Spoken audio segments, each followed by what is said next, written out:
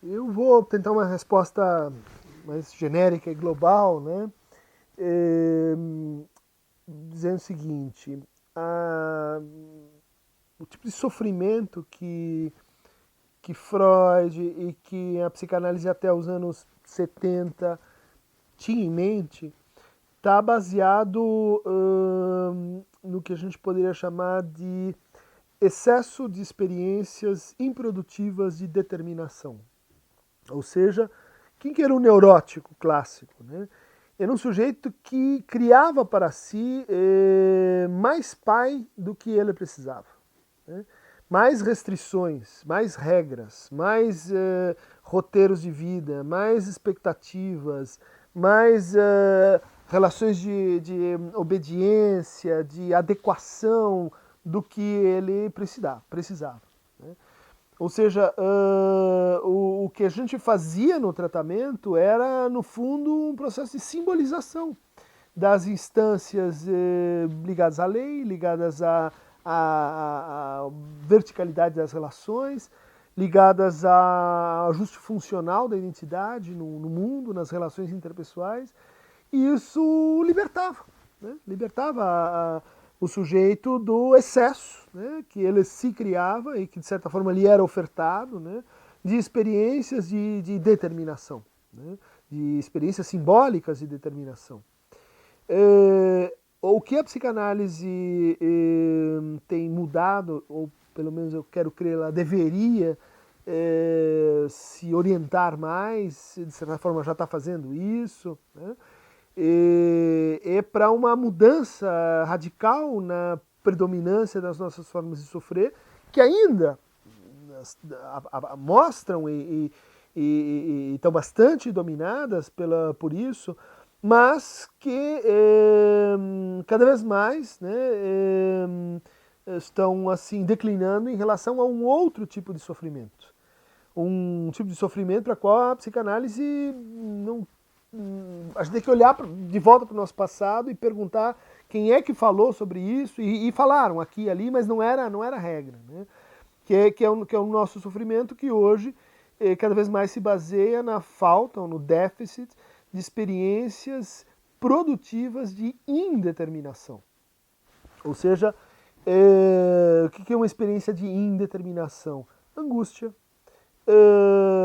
incerteza identitária, indefinição de gênero, reorientação de sexo, de carreira, de posição no mundo, de posição no lugar em que você quer viver, no país em que você quer morar, né? Enfim, o tipo de relação com as experiências indeterminativas, por exemplo, como eram os grandes encontros amorosos, né, os grandes choques de amor, eram experiências de indeterminação radical. Né? Experiências que convidavam, impulsionavam o sujeito à produção de narrativas e discursos, reinvenção de si, etc.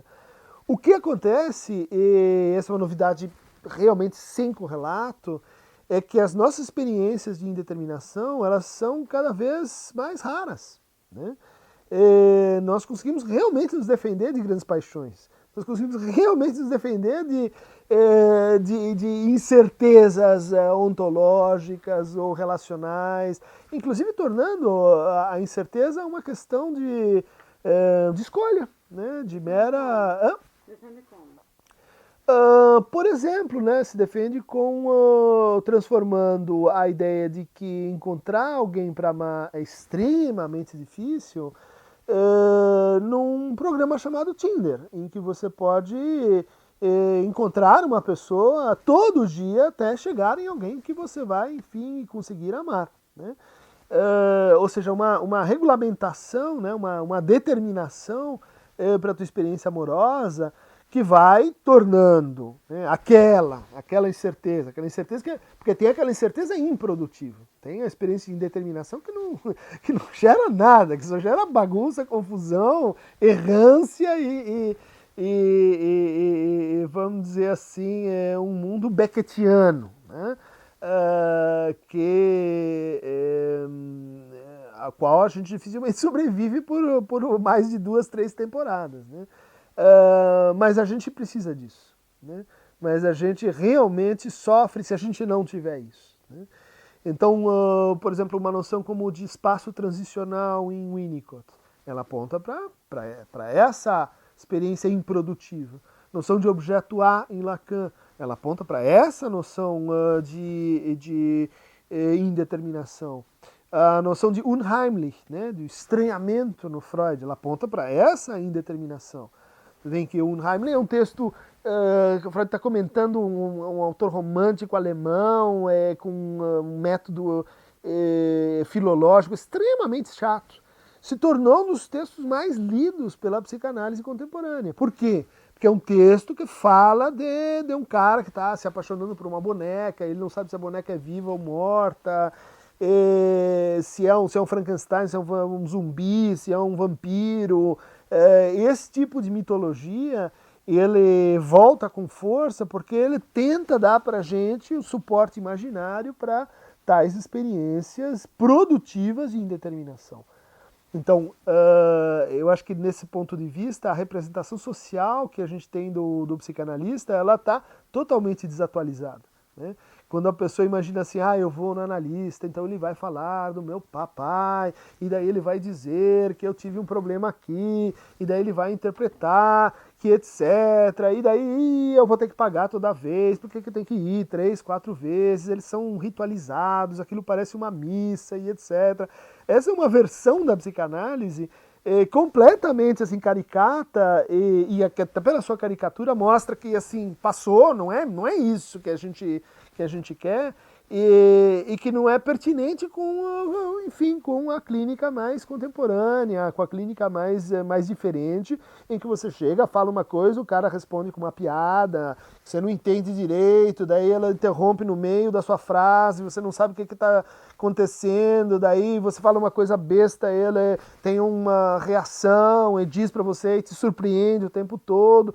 Por quê? Porque se a coisa funciona, é claro, você está pensando o tratamento psicanalítico como uma, claro, grande experiência de indeterminação, né? Em que você vai ser provocado, que você vai ser angustiado, que a pessoa vai pegar no seu pé, ela vai tentar, assim, desmontar, né? Desmontar o que resta ainda em você de apelos por mais e mais determinação.